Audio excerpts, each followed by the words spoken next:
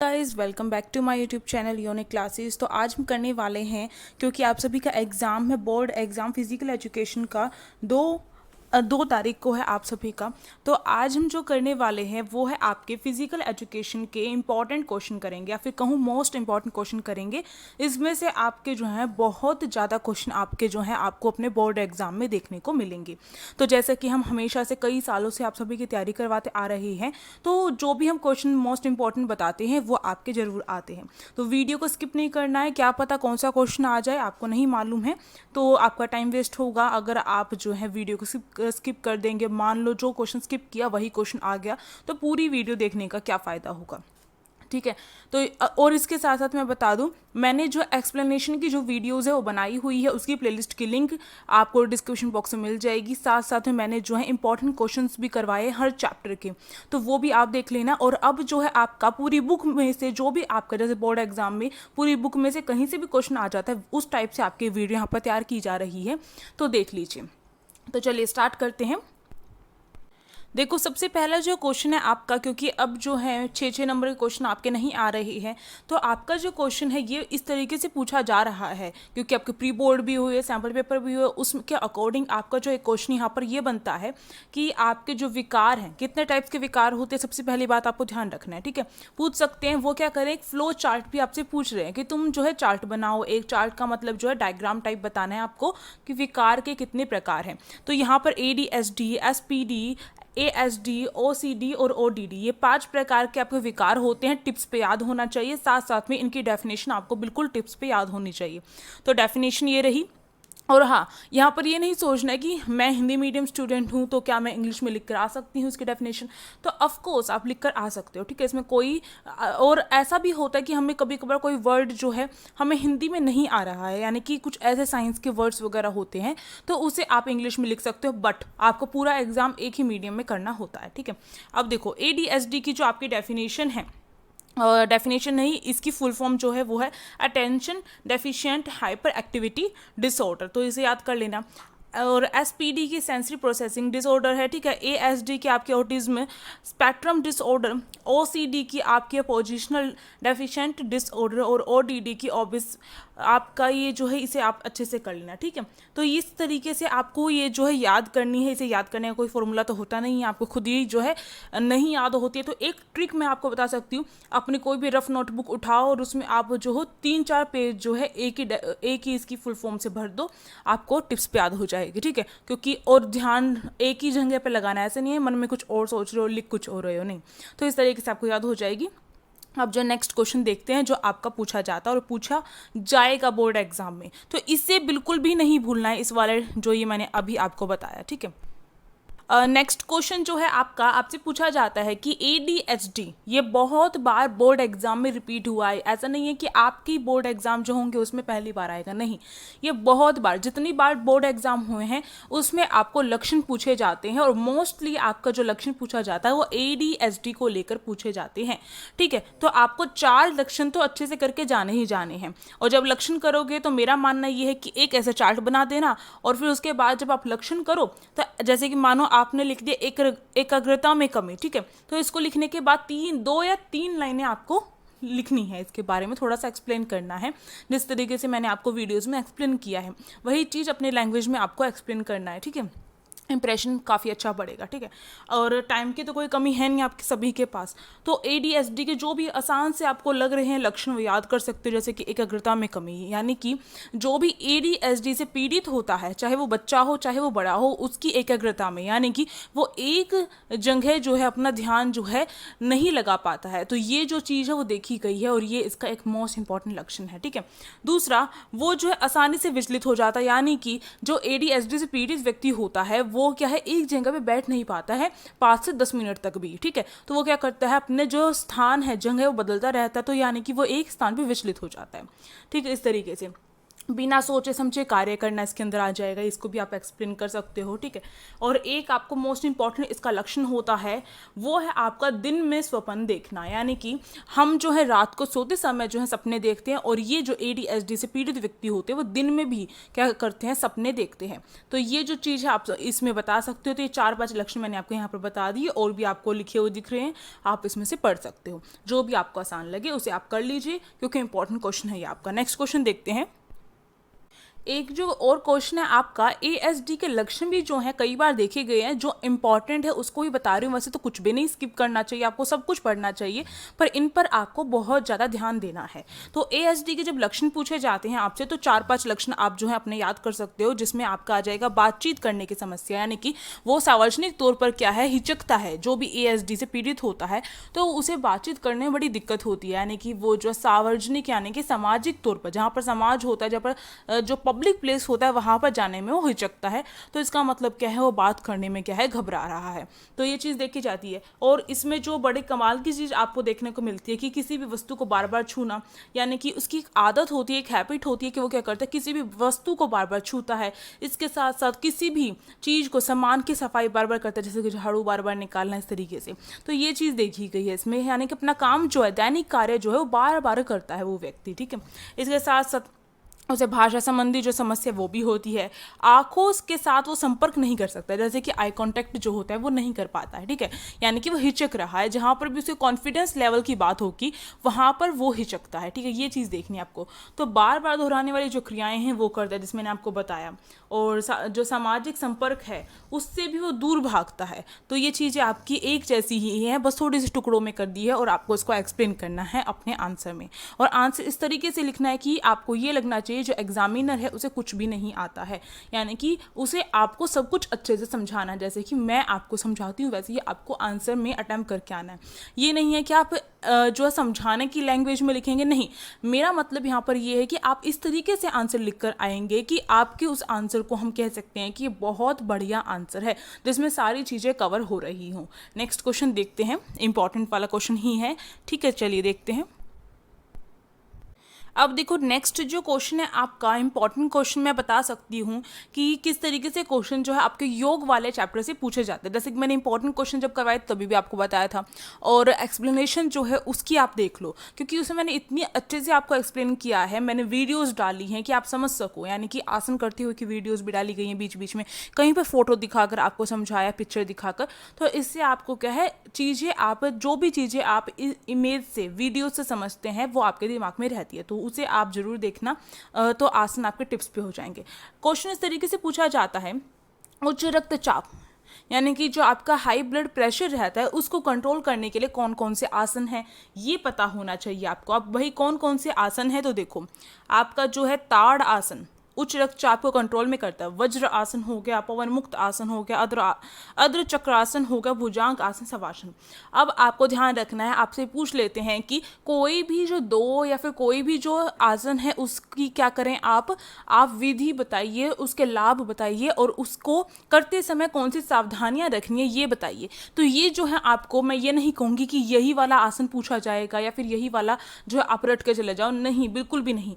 आपको जो है कोई भी आसन जो है देकर बोला जा सकता है कि भुजांग आसन जो है उसे विधि पूर्वक समझाइए।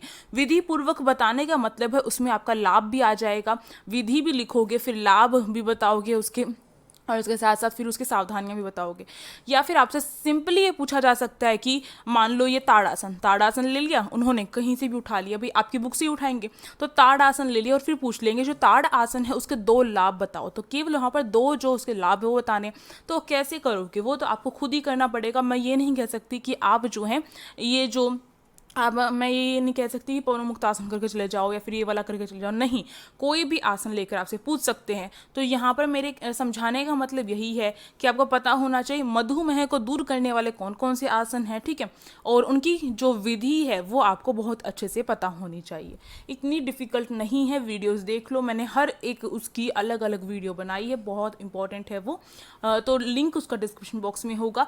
तो ऐसा नहीं है जो चीज़ मैंने वहाँ पर इतनी अच्छे से करवाई है उसी को मैं यहाँ पर दोबारा से इतने अच्छे से करवा पाऊँ, नहीं, इम्पॉसिबल होता है ये सब कुछ करना, ठीक है। तो यहाँ पे बस मैं इंपॉर्टेंट क्वेश्चन बता रही हूँ, तो मैंने बता दिया थर्ड चैप्टर से आपके किस तरीके के इंपॉर्टेंट क्वेश्चन आने वाले हैं। अब चलिए नेक्स्ट जो आपका चैप्टर होगा उसके अकॉर्डिंग देखते हैं कौन सा इंपॉर्टेंट क्वेश्चन बनता है वहाँ से। अब देखो नेक्स्ट क्वेश्चन आपका जो है बहुत बार रिपीट हुआ है और बार बार पूछा जाता है सीबीएसई के द्वारा। वो आपका जो है चैप्टर 8 से है ये क्वेश्चन, मांसपेशीय संस्थान पर व्यायाम के प्रभाव पूछे जाते हैं। या तो हृदय वाहिका तंत्र होता है उस पर पूछे जाते हैं, फिर मांसपेशियाँ पूछे जाते हैं। तो देखो जो मांसपेशीय संस्थान है उस पर व्यायाम के क्या प्रभाव पड़ते हैं, यानी कि लगातार एक्सरसाइज करते हो, लगातार व्यायाम करते हो तो उसका हमारी बॉडी में जो मांसपेशियाँ होते हैं, मसल्स होती हैं, उन पर क्या प्रभाव पड़ता है। तो देखिए, और इसके साथ मैं फिर से कह रही हूँ कि अलग अलग जो इंपॉर्टेंट क्वेश्चन है हर चैप्टर के बनाए हुए हैं वो करना बिल्कुल भी नहीं भूलना है। यहाँ पर मान लो कि कोई क्वेश्चन स्किप भी हो जाए या फिर थोड़ा सा कम इंपॉर्टेंट हो तो वो आ जाए कभी आपका, ठीक है, तो इसलिए आपको करना पड़ेगा। तो देखो मांसपेशीय संस्थान की बात करूँ, सबसे पहला आपका है मांसपेशीय अधिवृद्धि, यानी कि जो हमारी मसल्स होती है वो क्या होती है, लगातार व्यायाम करने की वजह से हमारी जो मांसपेशियाँ होती हैं उनके आकार में क्या हो जाती है, वृद्धि हो जाती है, और ये एक अच्छी बात होती है। तो ये जो है लाभ है इसका, ठीक है। और अगर हम देखें व्यायाम के हर को मतलब किसी भी चीज़ पर देखा जाए तो व्यायाम के लाभ ही होते हैं, प्रॉफिट ही होता है हमारी बॉडी को व्यायाम करने से, तो करना चाहिए आप सभी को भी। अगर देखो अगला जो इसका लाभ है या फिर इसके प्रभाव देखें तो प्रभाव की बात करें, कोशिका जो नालिका होती है हमारी उसका भी निर्माण होता है, यानी कि हम लगातार व्यायाम करते हैं तो उसकी वजह से जो मांसपेशियाँ होती हैं उसमें जो कोशिकाएं होती हैं, हमारी जो सेल होती हैं, उनकी संख्या में वृद्धि होती है, ठीक, जिसके कारण क्या है, जो मांसपेशियों का जो रंग है वो लाल होता है। अगर आपसे पूछ भी लिया जाए या फिर आप इसमें ऐड करोगे तो काफ़ी अच्छा लगेगा, और इसे हाईलाइट भी कर देना है कि इसकी वजह से जो है मांसपेशियों का रंग लाल होता है, ठीक। तो इस तरीके से ये जो क्वेश्चन इन्होंने अटैम्प्ट किया है यहाँ पर बहुत अच्छा किया, इसी तरीके से आपको अपना हर क्वेश्चन अटैम्प्ट करके आना है। अगला देखो अतिरिक्त वसा पर नियंत्रण, यानी कि जो हमारी बॉडी के अंदर जो मोटापा होता है, अतिरिक्त वसा होती है, यानी कि फैट जो होता है, वसा जब हम अधिक धारण कर लेते हैं, अधिक खा लेते हैं, ले लेते हैं भोजन में अपने, तो उसकी वजह से क्या होता है, हमारी बॉडी पे क्या हो जाता है, जो वसा की मात्रा अधिक हो जाती है और उसकी वजह से हमारा जो मोटापा है वो दिखना शुरू हो जाता है। तो अगर हम लगातार व्यायाम करते हैं तो इससे, अब आप कहेंगे ये तो मोटापा कम हो रहा है, वसा कम हो रही है, तो मसल्स पे इसका क्या असर हो रहा है। यहाँ पर यह असर हो रहा है कि जब हम एक्सरसाइज करते हैं तो उसकी वजह से क्या होता है, हमारी जो मसल्स होती हैं वो जो हैं वो क्या होती है, उन मसल्स के ऊपर क्या होता है, देखो ये जैसे मान लो ये मसल है, इसके ऊपर जो है चर्बी चढ़ी होती है, यानी कि वसा चढ़ी होती है। तो सबसे पहले ये वसा जो है पिघलेगी तो इसकी वजह से क्या मोटापा कम होगा। तो इसी तरीके से ये जो है हमारे यहाँ ये वाला पॉइंट हो गया। अगला देखो थकान में देरी, यानी कि अगर हम नियमित तौर पर हम व्यायाम करते हैं तो इससे हमारी बॉडी में जो थकान होती है वो भी कम होती है, क्योंकि आपने देखा है कि अगर हम व्यायाम करते हैं तो लैक्टिक जो एसिड है हमारा, मानो आपने फर्स्ट डे दौड़ना स्टार्ट किया तो आपका जो है पैर में कहीं पर भी एकदम से इतना दर्द होता है, इतना पेन होता है कि कंट्रोल करना मुश्किल हो जाता है। तो जो लैक्टिक एसिड होता है वो वहाँ पर बनता है, यानी कि ऑक्सीजन जब हमारी शरीर के किसी हिस्से में नहीं पहुँच पाती है तो वहाँ पर लैक्टिक एसिड बन जाता है। तो अगर हम लगातार व्यायाम करते हैं तो वो जो लैक्टिक एसिड है वो बनना बंद हो जाएगा, ठीक, और थकान में कमी होगी, क्योंकि हम शुरुआत में जो हम एक्सरसाइज करते हैं और बाद में करते हैं लगातार 1 महीने तक करते हैं तो आपको खुद रियलाइज़ होता है कि फर्स्ट डे जितना पेन हुआ है उतना नहीं होता है, ठीक है, वो इसी वजह से होता है। तो ये जो है आप इसके अंदर एक्सप्लेन कर सकते हो। तो ये हमारे वाला क्वेश्चन हो गया कंप्लीट। नेक्स्ट क्वेश्चन देखते हैं। अगला क्वेश्चन देखो, जो अगला हमारा क्वेश्चन पूछा जाता है कि कार्डियो जो श्वसन संस्थान होता है, यानी कि जो हमारे हृदय वाहिका तंत्र होता है उस पर व्यायाम का क्या प्रभाव पड़ता है। हम लगातार व्यायाम करते हैं तो उसका क्या प्रभाव पड़ता है। सबसे पहला जो इसका प्रभाव है हृदय गति में वृद्धि, यानी कि हम लगातार व्यायाम करते हैं तो हमारी जो हार्ट बीट होती है उसमें क्या होती है, वृद्धि होती है, ठीक है, आपको ये बात ध्यान रखनी है, ठीक। देखिए यहाँ पर वृद्धि लिख रखा है, इसे कट करके आप जो है कमी लिख लीजिए यहाँ पर, क्योंकि ये गलती से प्रिंट हो रखा है कि हृदय जो गति होती है उसमें वृद्धि होती है, नहीं, जो हृदय दर होती है हमारी उसमें क्या हो जाती है, कमी हो जाती है, ठीक है। तो ये जो चीज़ है आपको यहाँ पर करेक्ट कर लेनी है। इसके बाद देखो आप जो है ज़रूरी नहीं है मुश्किल चीज़ें यहाँ पर याद करो, आप इसमें एक और चीज़ जो है यहाँ पर ऐड कर सकते हो। देखो हृदय दर जो है कम होती है और गति जो होती है वो तेज हो जाती है हम अगर व्यायाम करते हैं, ये चीज़ आपको ध्यान रखनी है। यहाँ पर गति की बात हो रही है तो वो तेज होगी, और दर की बात यानी कि जो हार्ट बीट है हमारे उसके रेट की बात होगी तो वो कम होगा, ठीक है। इसके साथ आप याद कर सकते हो कि अगर हम लगातार व्यायाम करेंगे तो जो हृदय रोग हैं वो हमें नहीं होंगे, यानी कि आजकल जो अटैक की जो शिकायत इतनी ज़्यादा हो रही है वो चीज़ें यहाँ पर नहीं होंगी क्योंकि हम लगातार व्यायाम करेंगे तो, ठीक है। इसके साथ साथ और भी जो चीज़ यहाँ पर हृदय जो क्षमता है वो बढ़ जाएगी। पुनः शक्ति प्राप्ति जो होती है उसमें कमी मतलब पुनः शक्ति प्राप्ति में तेजी आएगी, ठीक है। यानी कि रिकवरी जो टाइम होगा, हम पहले दिन जो एक्सरसाइज करते हैं उसमें बहुत टाइम लगता है रिकवर होने में, हमारी हार्ट बीट जो है बहुत तेज गति से चलने लग जाती है और करीब जो है बहुत लंबे टाइम तक हमें ऐसा लगता है कि अभी अभी हमने एक्सरसाइज की है और हमारी हार्ट बीट बहुत तेज है। पर ऐसे ही लगातार हम एक्सरसाइज करते रहेंगे, 1 महीने के बाद हम देखेंगे कि हमारी जो हार्ट बीट का टाइम है वो अब जो है कम हो रहा है, यानी कि हम एक्सरसाइज करने के बाद हम जल्दी से रिकवर कर रहे हैं। तो ये चीज़ हो जाएंगी इसके अंदर। तो ये इंपॉर्टेंट क्वेश्चन इसलिए मैंने यहाँ पर कवर करवा दिया है। अब देखिए नेक्स्ट जो आपके हैं इंपॉर्टेंट क्वेश्चन, अगला क्वेश्चन जो ये मैं दिखा रही हूँ ये बहुत बहुत बहुत ज़्यादा इंपॉर्टेंट हो चुका है, क्योंकि आपसे जो है इस टाइप का क्वेश्चन पूछा जा रहा है कि जो खेल चोट है उसके वर्गीकरण का जो चार्ट फ्लो है वो आपको बनाना है। तो इसी तरीके से बनाकर आना पड़ेगा, तो इसे टिप्स पे कर लो। तो खेलों के चोट का वर्गीकरण दो तरीके से होता है, एक तो बाहरी चोटी और एक आंतरिक चोटी, ठीक है, ये याद कर लो। इसके बाद देखो जो खेलों की जो बाहरी चोटें है उसमें आपका जो कोमल और मुलायम उत्तकों की चोटें वो आ जाता है, और आंतरिक चोटों में आपका कौन कौन सा आ जाएगा, कोमल उत्तकों की चोटें और कठोर उत्तकों की चोटें, दो तरीके की चोटें आती है आंतरिक में, ठीक है। तो बाहरी चोटों के अंदर आपके ये सारी जो चोटें होती हैं वो शामिल होती हैं, इन्हें आप याद कर लेना। और देखो जो कोमल उत्तकों की चोटें, जो आंतरिक चोटों के अंदर जो कोमल उत्तकों की चोटें हैं उसका जो टाइप है वो है मोच या फिर खिंचाव, ठीक। और कठोर उत्तकों की चोटों की बात करें तो ये भी जो है डिवाइड हो रखी है। तो किस तरीके से डिवाइड है ये देखो, ये इन 3 टाइप से डिवाइड है। जो हमारे कठोर उत्तकों की चोटें थी तो इन्हें जो है आपको याद ही करना पड़ेगा कि इसके अंदर कौन कौन से आते हैं, ठीक है, इस तरीके से। तो निचले जबड़े का विस्थापन आ जाए, कंधे के जोड़ का विस्थापन, कूल्हे के जोड़ का विस्थापन और कलाई के जोड़ का विस्थापन। तो यहाँ पर जोड़ों का विस्थापन आ गया। अब देखो ये जो हैं ये आपके जितने भी हैं ये अस्थि भंग जो हैं इसके अंदर आ जाएंगे आपके, ठीक है। और अति प्रयोग जो है वो आपका इसके अंदर आ जाएगा। ये आप ना भी बनाए तो चल जाएगा, पर ये जो 2 आपको टाइप्स बताए गए हैं, एक तो अस्थि भंग और एक जोड़ों का जो हमारा विस्थापन है वो, ठीक है। तो वो कठोर उत्तकों की चोटों के अंदर आपके 2 वर्गीकरण हो जाता है, और ये आपको याद करना ही पड़ेगा। कोमल उत्तकों की चोट जो होती है बाहरी चोट के अंतर्गत शामिल होती है, ठीक है। तो इस तरीके से आपका जो ये है ये इंपॉर्टेंट क्वेश्चन बहुत ज़्यादा इंपॉर्टेंट क्वेश्चन तक कवर हो गया है, और इसके जो आपको डेफिनेशन है वो भी अच्छे से कर लेनी है। तो 9th चैप्टर नहीं देखा है आपने एक्सप्लेनेशन का तो वो देख लो, उसे मैंने बहुत अच्छे से आपको कवर करवाया है और हो जाएगा अच्छे से, कोई टेंशन की बात नहीं है। तो ये आपका इंपॉर्टेंट क्वेश्चन है। नेक्स्ट इंपॉर्टेंट क्वेश्चन देख लेते हैं। अब जो है हम इससे नेक्स्ट चैप्टर के इंपॉर्टेंट क्वेश्चन देखेंगे, तो चलिए देखते हैं। 3 नंबर का क्वेश्चन है यहाँ पे हमारे पास, जो है लचक से आप क्या समझते हैं, लचक के विभिन्न प्रकारों की व्याख्या कीजिए। और इसके अथवा में आपसे प्रश्न जो है वो दिया गया है, अक्रिय और सक्रिय लचक में क्या अंतर है स्पष्ट कीजिए, ठीक है। तो अक्रिय और सक्रिय लचक क्या होती है ये भी पढ़ेंगे, और लचक के जो प्रकार हैं आपके वो भी आपको बताऊंगी कितने प्रकार के हैं। तो फटाफट से आंसर देखते हैं। सबसे पहले हमें अपना आंसर करते हुए ये बताना बहुत ज़रूरी है कि लचक होती क्या है, क्योंकि देखो मैंने आपको बहुत अच्छे से बता रखा है, बहुत क्लियरली समझा रखा है कि आपको अपना क्वेश्चन पेपर जब आप अटेम्प्ट कर रहे हैं तो कभी भी ये नहीं सोचना कि टीचर है और टीचर को पता होगा, नहीं।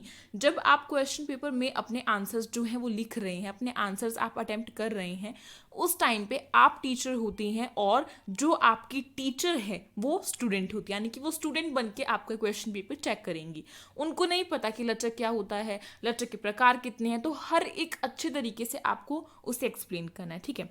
तो लचक यानी कि फ्लेक्सिबिलिटी होती क्या है, शरीर के जोड़ों की गति के विस्तार को लोच या फिर जो लचक है वो कहते हैं। जो हमारे शरीर के जॉइंट्स होते हैं, जो जोड़ होते हैं, उनकी जो गति होती है उन्हीं के विस्तार को हम क्या बोलते हैं, लचक या फिर लोच बोलते हैं, ठीक है। सबसे पहला आपका सक्रिय लचक होता है। तो सक्रिय लचक यानी कि एक्टिव फ्लेक्सिबिलिटी, ये क्या होती है, बिना किसी बाहरी सहायता के शरीर के जोड़ों का अधिक दूर तक गति करने को सक्रिय लचक कहा जाता है। जैसे कि अब काफ़ी बच्चे योगा भी करते होंगे, आप सभी में से काफ़ी बच्चे एक्सरसाइज करते होंगे, काफ़ी बच्चे योगा करते होंगे अपनी बॉडी को फिट रखने के लिए, और हमें करना भी चाहिए, ठीक है।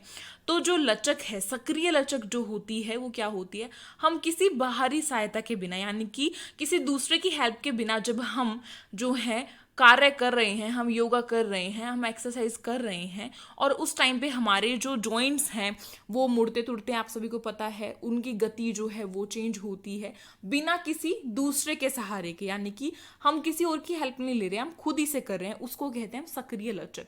ठीक है, उसके बाद नेक्स्ट आपका है स्थिर लचक। स्थिर लचक क्या होती है? स्टैटिक फ्लेक्सिबिलिटी, तो वो इसी के अंदर आएगी, सक्रिय लचक का ये पार्ट है।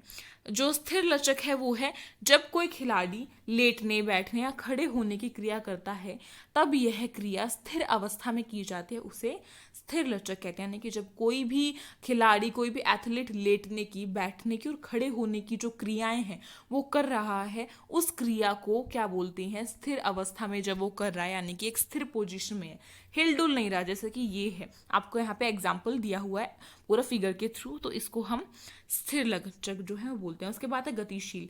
गतिशील लचक क्या होती है? गतिशील लचक, या गति मीन्स उसमें क्या है? स्थिरता नहीं है। ठीक है, गति का मतलब ही क्या है? स्पीड, यानी कि चेंज हो रहा है, तो उसमें स्थिरता नहीं है। इस प्रकार की लचक की आवश्यकता चलते या दौड़ते समय आती है। गतिशील लचक को खिंचाव वाले व्यायामों द्वारा बढ़ाया जा सकता है। यानी कि जब हम चलते हैं या फिर हम दौड़ते हैं, तो उस टाइम पे हमारे जॉइंट्स जो हैं उनमें कुछ ना कुछ मूवमेंट हो रही होती है, गति जो है वो गतिविधि हो रही होती है, तो वो क्या है? वो वहाँ पे लचक हो गई। ठीक है, और गतिशील क्यों है? क्योंकि हम वहाँ पे दौड़ रहे हैं, चल रहे हैं, तो हमारे जॉइंट्स जो हैं वो भी तो आपस में मूवमेंट करते रह रहे हैं ना, एक टाइम पे स्थिर तो नहीं है, यानी कि इस पोजीशन में तो नहीं है, वो अपनी पोजीशन को चेंज करते जा रहे हैं, इसलिए वो गतिशील लचक कहलाएगी। तो ये आप अगर जो डेफिनेशन अगर आप ये लिखेंगे तो आपको पूरे नंबर मिल जाएंगे। उसके बाद नेक्स्ट है अक्रिय लचक। अक्रिय लचक क्या होती है? Passive flexibility. पैसिव फ्लेक्सिबिलिटी क्या होती है? अक्रिय लचक जो है आपकी, वो क्या होती है? अक्रिय लचक। अक्रिय लचक शरीर की वह योग्यता है जिसके द्वारा बाहरी सहायता से अधिक दूर तक जो गतियां हैं की जा सकती हैं, जैसे कि किसी सहयोगी द्वारा खिंचाव वाले व्यायाम करे जाएं। अब सक्रिय हमने समझा था कि उसमें हम किसी बाहरी सहायता का जो प्रयोग है वो नहीं कर रहे हैं, यानी कि किसी दूसरे की मदद से हम उस व्यायाम को नहीं कर रहे हैं, तो वो हो जाएगी सक्रिय। लेकिन जब हम किसी दूसरे की हेल्प ले, यानी कि बाहरी सहायता जो है उसका जब हम प्रयोग करें अपने व्यायाम करते समय, तो वो आपकी अक्रिय लचक होगी। फॉर एग्जाम्पल, अब मान लीजिए अभी आप एक्सरसाइज कर रहे हैं और कोई ऐसी एक्सरसाइज आपको करनी पड़ रही है जिसमें कि आपसे वो हो नहीं रही है, आप अकेले आपसे नहीं हो रही है, या फिर कोई ऐसी योगा कर रहे हैं, तो आप क्या करेंगे? आप अपनी मम्मी की हेल्प लेंगे या फिर अपने जो बहन है, भाई है, उसकी हेल्प लेंगे और उससे करेंगे, तो ये आपकी अक्रिय लचक हो गई। लेकिन कुछ एक्सरसाइज ऐसी होती है जो हम खुद से कर सकते हैं, वो आपकी सक्रिय लचक हो जाती है। ठीक है, चलो नेक्स्ट क्वेश्चन देखते हैं। प्रतिक्रिया योग्यता पर चर्चा कीजिए। जो प्रतिक्रिया योग्यता है उसमें भी दो योग्यताएं होती हैं आपकी, साधारण प्रतिक्रिया योग्यता और जटिल प्रतिक्रिया योग्यता। काफ़ी इजी क्वेश्चन है, 3 नंबर में उन्होंने दिया हुआ है, आपके क्वेश्चन में 2 नंबर में तो आ सकता है, तो इसे भी अच्छे से करके जाना। ठीक है, तो होता क्या है, सबसे पहले बता देती हूँ। साधारण प्रतिक्रिया योग्यता क्या होती है आपकी? साधारण शब्द से हमें पता चल रहा है ऐसी प्रतिक्रिया जिसमें कि व्यक्ति को जो संकेत है उनके विरुद्ध प्रतिक्रिया करने में जो मदद मिलती है, जिनका व्यक्ति को पता होता है, यानी कि ऐसी प्रतिक्रिया होती हैं जिनमें व्यक्ति को पता होता है कि अब मुझे ये संकेत मिलने वाला है। ठीक है, और उसे उसमें हेल्प होती है, यानी कि उसको पहले से पता होता है कि ये संकेत मिलेगा तो उसके विरुद्ध उसे क्या प्रतिक्रिया करनी है। दूसरी आपकी प्रतिक्रिया होती है जटिल प्रतिक्रिया। तो जटिल प्रतिक्रिया जो होती है उसमें क्या होता है, इसका ऑपोजिट होता है साधारण प्रतिक्रिया का, यानी कि ये ऐसी जो योग्यता है उनमें क्या होता है, उनमें जो संकेत के विरुद्ध प्रतिक्रिया करनी होती है उसमें मदद करती है जिनकी जानकारी व्यक्ति को नहीं होती, यानी कि पहले में जानकारी थी, साधारण प्रतिक्रिया में जानकारी थी, लेकिन जटिल प्रतिक्रिया योग्यता में जानकारी नहीं होती है। ठीक है, अब फटाफट से काम कीजिए, लाइक कर दीजिए वीडियो को, अपने फ्रेंड्स में शेयर कीजिए, एंड अगर न्यू है तो प्लीज़ सब्सक्राइब कर सकते हैं हमारे चैनल को।